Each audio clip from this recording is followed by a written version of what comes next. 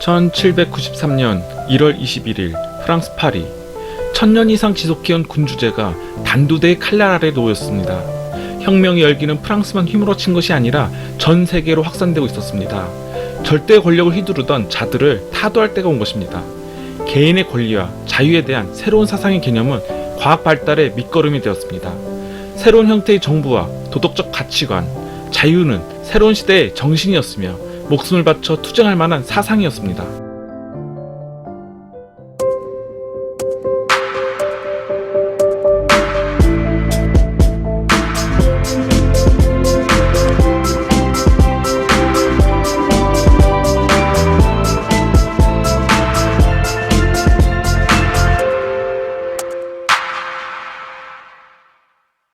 (1609년) 한 대담한 이탈리아 사람이 과학혁명을 일으켰습니다. 갈릴레오 갈릴레이는 새 발명품을 선보이려고 베네치아의 통치자를 도시에서 제일 높은 곳으로 안내했습니다. 갈릴레이는 망원경 덕분에 명성을 떨치지만 이를 이용한 연구 때문에 파멸하게 됩니다. 고대 그리스 시대부터 2000년에 걸쳐 인류는 지구가 한 곳에 고정되어 있고 태양과 달과 다른 행성들이 그 주위를 돈다고 믿었습니다. 가톨릭 교회는 우주의 중심이 우리가 사는 지구라고 가르쳤습니다. 갈릴레이의 망원경은 천체를 20배 확대해 보여줬고 덕분에 그는 교회 가르침과는 전혀 다른 천체의 움직임을 보게 되었습니다. 먼저 갈릴레이는 목성의 위성 4개를 관찰했습니다. 다음에는 금성을 자세히 살펴보았는데 이 행성은 지구가 아닌 태양을 돌고 있는 것으로 보였습니다. 그래서 갈릴레이는 태양이 우주의 중심이라는 결론을 내렸습니다. 교회의 가르침은 틀렸고 그에게는 증거가 있었습니다. 가시밭길이 시작되었습니다. 교회 절대 권력에 도전하는 자는 살아남을 수 없었습니다. 그로부터 9년 전 조르다노 브루노 사제는 태양은 별이며 우주는 무한하다는 선언을 했습니다. 1632년 갈릴레이는 목숨을 걸고 연구를 발표했습니다. 그의 저서는 즉각적으로 성공을 거두며 유럽의 많은 지역에서 걸작이라는 평을 받았지만 로마는 예외였습니다.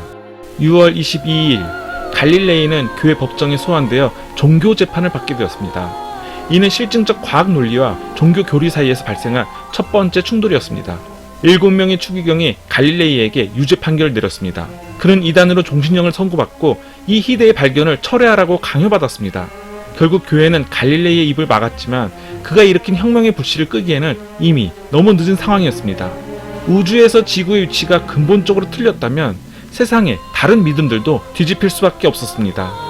바야흐로 혁명의 시대가 시작된 것입니다. 유럽에서 로마가 새로운 사상을 억압하는 동안 이슬람 왕조가 지배하는 인도에서는 종교적 관용과 학문의 자유가 꽃을 피웠습니다. 타지마할은 세상에서 가장 큰 사랑의 기념물로 1억 명을 지배했던 무굴 제국의 황제 샤자한이 세운 건축물입니다. 그는 당시 유럽의 어떤 정권보다 열린 사고를 보여주었습니다. 모든 종교를 허용했고 예술을 찬양하고 배움을 중요하게 여겼습니다. 샤자한은 그 이름을 세상에 떨치는 왕이었지만 때때로 할 수 없는 일도 있었습니다. 사랑하는 아내 뭄타즈 마할이 14번째 자식을 낳다 그만 세상을 떠난 것입니다. 샤자한은 크게 상심했습니다. 그는 아내를 추모하며 타지마할을 지었습니다. 샤자한이 총애한 아들이자 왕의 계승자였던 다라는 아버지의 열린 통치 방식을 이어가려 했지만 동생인 아우랑제부가 그를 막았습니다. 독실한 무슬림인 아우랑제부는 인도에 더욱 강력한 이슬람 율법을 도입하고자 했습니다. 1657년 샤자한이 중병에 걸리면서 인도의 미래가 걸린 혈투가 벌어졌습니다. 아우랑제부는 다라를 이겨 황제가 되었고 아버지를 궁에 감금했습니다. 다라는 어린 아들과 함께 델리의 거리를 끌려다니며 구경거리가 되었습니다. 가톨릭 교회처럼 아우랑제부의 신앙도 사상의 자유를 허락하지 않았습니다. 다라는 이단죄로 고발되어 사형 선고를 받았습니다. 아우랑제부는 50년 동안 공포정치를 하면서 방해가 되는 자는 누구든 처단했습니다. 힌두교 사원들을 없애고 엄격한 이슬람법을 집행했으며 술과 그림, 점성학, 역사 연구를 모두 금지했습니다. 궁 안에서는 음악도 금지했습니다.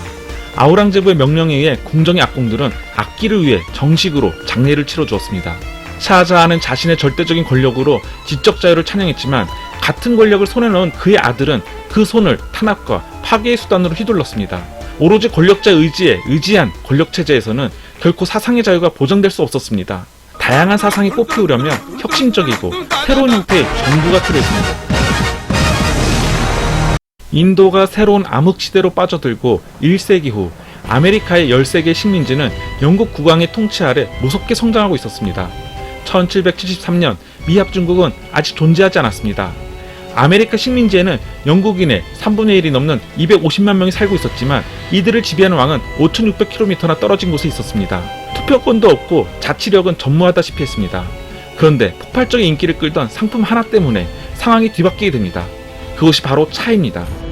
1773년 매사추세츠주 보스턴, 영국 정부는 식민지에서 판매되는 차에 세금을 부과했습니다. 큰 액수는 아니었지만 영국의 압정을 상징적으로 보여주고 있었습니다.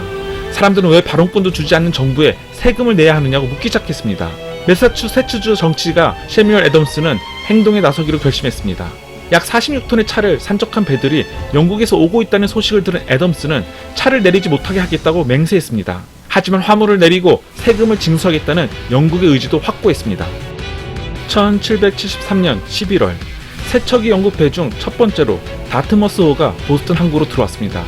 배는 그리핀 부두에 정박했는데 차를 가득 싣고 있었습니다. 도시는 폭발 직전이었습니다. 차를 실은 두 척의 배가 더 도착했습니다. 시민들은 20일 동안 선원들이 짐을 내리는 것을 막으며 영국으로 돌아갈 것을 요구했습니다. 하지만 친영파인 보스턴 주지사는 시민들의 요구를 거부했습니다. 군중이 행동을 취할 때가 왔습니다. 이들은 보스턴 항구로 향했습니다. 60명이 모호크 인디언 복장을 하고 갔는데 자신들을 외부 침입자에 맞선 아메리카의 원주민에 비유한 것입니다. 3시간 만에 46톤의 차가 버려졌습니다. 오늘날의 가치로 150만 달러가 넘는 양입니다. 이는 보스턴 차 사건으로 역사에 기록됩니다. 이렇게 시작된 반란은 유혈투쟁으로 이어져 독립국가의 탄생을 불러오게 됩니다. 미국의 독립전쟁은 8년 동안 계속되었고 마침내 영국은 13개 식민지의 독립을 받아들였습니다. 셰뮤얼 애덤스는 미합중국 창립자들 중 한 명으로 독립선언문에도 서명했습니다. 수천 년 동안 왕과 교황과 폭군은 타인을 지배할 권리만 주장해왔습니다. 하지만 이제 새로운 생각이 나타나 사람들을 자극했습니다. 모든 인간은 평등하다는 사상이었습니다. 이 사상에 다른 인종과 여성이 포함되기까지는 거의 200년이라는 세월이 더 걸렸습니다. 하지만 평등과 개인의 권리라는 개념이 발생하면서 인류 사회는 크게 도약할 수 있었고 현대사회의 토대가 마련되었습니다. 미국의 독립혁명은 유럽에 큰 영향을 미쳤습니다. 자유의 시대가 눈앞에 다가왔지만 그것을 쟁취하는 길은 험난하고 피로 얼룩진 과정이었습니다. 프랑스의 루이 16세는 미국의 독립전쟁을 지원하는데 어마어마한 돈을 썼습니다. 프랑스는 파산할 지경이었지만 귀족과 교회는 경제를 회복시킬 세금을 내지 않겠다고 했습니다. 그러자 왕은 중산층과 빈곤층을 더 짜내려 했지만 그들에게는 남은 것이 없었습니다. 1789년 여름, 분노로 들끓던 사람들이 파리의 거리로 쏟아져 나왔습니다. 전문직 계층이 처음으로 빈곤 노동자들과 같은 편이 되었습니다. 7월 14일, 군중은 권력이 혐오스러운 왕실의 요새이자 감옥인 바스티유를 향해 돌진했습니다. 당시의 수감자는 7명 뿐이었고 정치범은 없었습니다. 이들의 진짜 목표는 바스티유에 비축되어 있던 무기였습니다. 시위대는 부엌칼로 교도소장을 참수하고 승리를 기념했습니다. 봉기를 일으킨 군중은 새로운 대의 정치를 세우겠다고 선언했습니다. 그 후 4년 동안 이들은 왕권을 무너뜨리고 왕이 파리를 떠나지 못하게 했으며 가톨릭 교회와 귀족의 특권을 없애버렸습니다. 그리고 새 프랑스를 세 단어로 요약했습니다. 자유, 평등, 박애. 미국의 독립혁명을 본받아 이들은 이른바 인권선언문을 작성했습니다. 이 선언문은 모든 시민의 평등과 선출된 정부에 대한 권리, 공정한 재판과 언론의 자유를 보장했습니다. 혁명 후 2년이 지나고 루이 16세는 권력의 상실을 받아들일지 맞서 싸울지 결정해야 했습니다. 그는 아내인 마리 앙뚜아네트와 자식들과 함께 모두 하인으로 위장하고 파리를 탈출했습니다. 목적지는 왕정 지지자들이 모여있는 네덜란드 국경이었습니다. 그러나 탈출 소식은 빠르게 퍼졌습니다. 왕실 기병대로 복무했던 전직 군인이 왕비의 얼굴을 알아보았습니다. 절대 권력을 누렸던 루이 16세는 무력한 신세로 전락해 비참한 최후를 맞게 됩니다. 1792년 9월, 프랑스는 공화국으로 선포되었습니다. 루이 16세는 반역죄로 사형을 선고받았습니다. 혁명의 발명품인 단두대는 빠르고 효과적인 살인 기계였습니다. 처음으로 평민과 귀족이 평등하게 똑같은 방법으로 처형되었습니다. 마침내 1000년 이상 지속해왔던 절대 권력이 단두대의 칼날에 잘려나가게 되었습니다. 프랑스 혁명이 일어나고 10년 후 나라는 황폐해질 대로 황폐해졌습니다. 혁명 정부는 약해지고 분열되어 있었습니다. 사람들이 사회 안정을 바라는 가운데 야심찬 장군 한 명이 그 열명을 이뤄주겠다고 나섰습니다. 교황을 1시간 반이나 기다리게 한 나폴레옹 보나파르트는 노트르담 대성당에서 프랑스 황제 왕관을 머리에 직접 썼습니다. 프랑스 혁명은 원점으로 돌아갔습니다. 절대 권력을 행사한 왕정에서 피해 혁명으로, 그리고 다시 황제의 통치를 받는 나라가 된 것입니다. 미국과 프랑스의 혁명은 끝을 맞이했습니다. 하지만 민주주의와 자유, 평등, 박애라는 사상은 세계 곳곳으로 퍼져나갔고 프랑스의 식민지인 생도맹그의 노예들도 그 영향을 받았습니다. 바로 오늘날의 IT입니다. 사람들은 수천 년 동안 서로를 노예로 이용했습니다. 하지만 아프리카 노예 무역의 잔인함은 그 산업과 규모만큼 심각한 수준이었습니다. 300년에 걸쳐 1500만 명에 달하는 아프리카 사람들이 상태가 열악한 수송선에 실려 수천 킬로미터의 대서양을 가로질렀습니다. 이들은 북미와 남미, 카리브 지역의 농장에서 강제 노동을 해야 했습니다. 3분의 1은 도착한 지 3년이 못 돼 죽었습니다.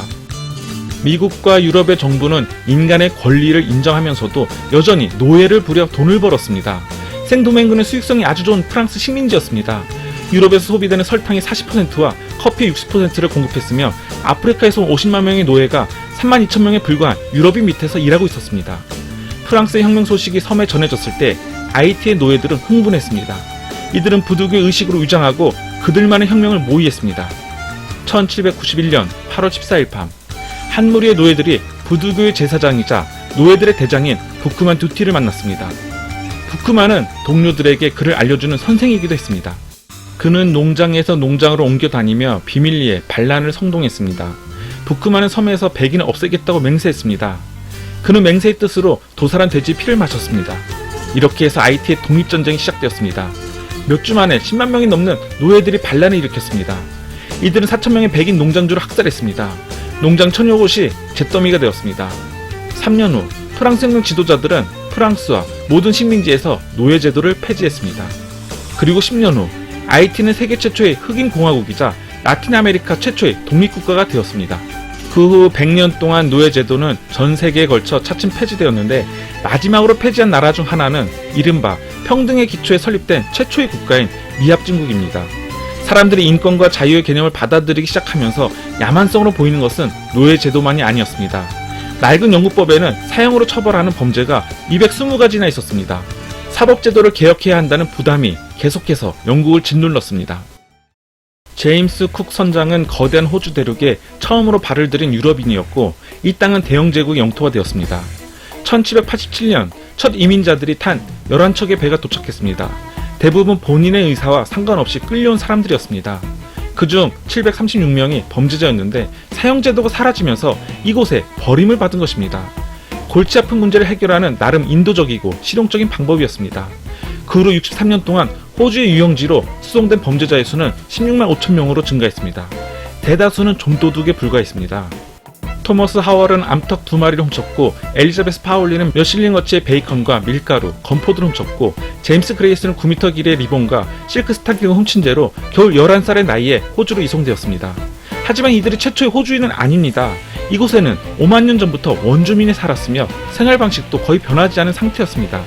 100만 명에 이르는 원주민이 지구에서 가장 오래된 생활 양식 중 하나인 수렵과 채집 활동을 하며 유랑 생활을 하고 있었습니다. 북미와 남미에서 식민지를 정복할 때는 원주민을 전멸시키다시피 했습니다. 하지만 이제는 인권에 대한 인식이 생겼기 때문에 그런 몰살은 부도덕한 행위로 여겨졌습니다. 조지 3세 국왕은 영국 병사들에게 원주민을 존중하고 친절하게 대하라는 명령을 내렸습니다. 영국 해군으로 호주 초대 총독이었던 아서 필립은 죄수들은 가혹하게 다뤘습니다. 하지만 원주민들에게는 다른 태도를 보였습니다. 원주민의 수수께끼 같은 문화에 호기심을 가졌던 필립이 원주민들과 여러 번 접촉을 시도했지만 원주민은 이방인을 피해 다녔습니다. 보다 공격적인 전략이 필요했습니다. 생포된 원주민은 베넬롱이라는 26살의 청년이었습니다. 그는 필립의 지도와 영어를 배우고 영국 신사의 예절 규범을 강제로 익혀야 했습니다. 놀랍게도 두 사람은 친구가 되었습니다. 필립과 베넬롱의 관계는 혁명시대의 사상, 즉 평등에 근거한 상호 존중과 지식에 대한 열망을 반영하고 있습니다. 그런데 어느 날 베넬롱이 갑자기 달아났습니다. 넉 달 후에야 필립은 그를 찾아냈습니다. 호주 원주민 풍습에 따라 베넬롱은 자신을 납치한 필립에게 복수를 해야 했습니다. 필립은 무사히 회복했고 그를 용서했습니다. 한 달 후 베넬롱은 필립과 화해하려고 시드니로 돌아왔습니다. 원주민이 자발적으로 영국인 정착지에 들어온 것은 그때가 처음이었습니다. 세계사에서 길이 남을 엄청난 사건이었습니다. 베넬롱이 있던 자리를 베넬롱 포인트라고 부르는데 지금은 그곳에 시드니 오페라 하우스가 있습니다. 필립은 원주민들이 영국 문화에 쉽게 동화될 것이라고 생각했지만 베넬롱은 원주민의 자율성이 존중되기를 바랐습니다. 서로 끔찍한 오해를 하고 있었던 것입니다. 백인 이주자들은 호주 원주민을 몰아내기 위해 그들을 사냥하고 학살했습니다. 약 2만 명이 그렇게 죽었습니다. 또 천연두와 매독 같은 유럽의 질병으로 수천 명이 목숨을 잃었습니다. 생존자들은 오랜 세월 지켜온 땅과 삶을 잃었고 많은 원주민들이 술과 담배 유혹에 빠져들었습니다. 영국인이 호주에 상륙하고 100년 후 원주민의 80%가 말살되었습니다. 자유와 평등이라는 사상도 또 다른 원주민 학살극은 막지 못했습니다. 자유와 평등은 불평등을 압제해서 수백만 명을 해방시킨 강력한 사상이었지만 우리 내면의 어두운 욕구, 즉 탐욕과 잔인함, 권력을 향한 야망 앞에서는 얼마든지 밀려날 수 있는 것이었습니다. 자유의 출현은 무장 봉기뿐만 아니라 정치적, 사회적 변화도 불러왔습니다. 사람들의 사고방식도 크게 변했습니다. 과학자들은 자유롭게 의문을 가지며 자연계를 탐구했고 이는 획기적인 발명과 성과로 이어졌습니다. 1796년 호기심이 왕성하고 과학에 남다른 열정이 있던 영국의 한 시골 의사가 인류 역사의 방향을 바꾸게 됩니다. 에드워드 제너는 8살의 나이에 충격적인 경험을 했는데 덕분에 평생의 업적을 남기게 됩니다. 당신의 해마다 전 세계 인구 7명 중 1명이 천연두 바이러스로 죽는 시기였습니다. 이 바이러스에 대비하는 방법은 매우 위험하고 원시적인 시술을 받는 방법뿐이었습니다. 제너는 4주간 굶고 거머리에게 피를 빨렸습니다. 그리고 나서야 의사가 시술을 했습니다. 마른 천연두 딱지를 절개부에 넣는 것입니다. 수세기 동안 사람들은 소량의 천연두 바이러스를 통해 병을 약하게 앓고 나면 나중에 그 병에 걸리지 않는다는 사실을 알고 있었습니다. 하지만 매우 위험한 시술이었습니다. 시술을 받은 사람 중 천연두를 심하게 앓아 흉터가 남거나 눈이 멀고 목숨을 잃는 경우도 허다했습니다. 며칠이 안 돼 에드워드의 온몸에 물집이 생겼습니다. 물집은 입과 목까지 퍼졌고 온몸이 펄펄 끓었습니다.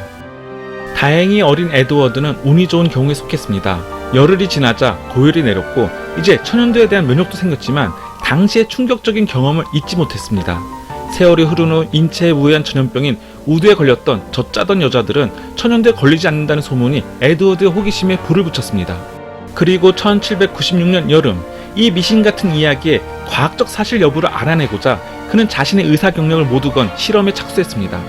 제너는 정원의 8살짜리 아들 제임스 피프스에게 실험을 했습니다. 아이를 우두에 감염시켰다가 회복하게 했습니다. 실험이 위험한 단계에 접어들었습니다. 제너는 천연두에 걸린 마을 사람의 물집에서 채취해둔 고름을 절개부에 발랐습니다. 제임스는 병에 걸리지 않았습니다. 우유 짜는 여자의 말대로 우두 바이러스에 노출되었던 아이는 천연두에 면역이 생겼습니다. 제너는 이 시술법에 백신이라는 이름을 붙였습니다. 소를 뜻하는 라틴어 바카에서 따온 것입니다. 그는 시골집에서 저수를 하며 백신을 세상에 알리기 시작했고 정원에 오두막집을 지어 가난한 주민들에게 예방접종을 해주었습니다. 20년이 안 돼 그가 개발한 백신은 전 세계에서 수많은 사람들의 목숨을 구했습니다. 1980년 세계보건기구는 천연두가 완전히 종식되었다는 선언문을 발표했습니다. 지구상에서 근절된 인간의 질병은 아직까지 천연두밖에는 없습니다. 1632년 갈릴레이가 살았던 세상에서는 자유로운 생각이 죽을 죄였습니다. 하지만 200년도 지나지 않아 사상의 자유가 지켜지는 세상이 도래했고 제너는 자신의 과학적 호기심을 충족시켜가며 살 수 있게 되었습니다. 그 덕분에 평범한 시골 의사 에드워드 제너는 인류 역사상 그 누구보다도 많은 인명을 구해냈습니다. 다음 시간에는 융성하기 시작한 산업과 강대국의 패권 다툼을 함께 살펴보도록 하겠습니다. 국가 간의 세력 싸움은 결국 세계대전으로 이어지게 됩니다. 시청해주셔서 감사합니다.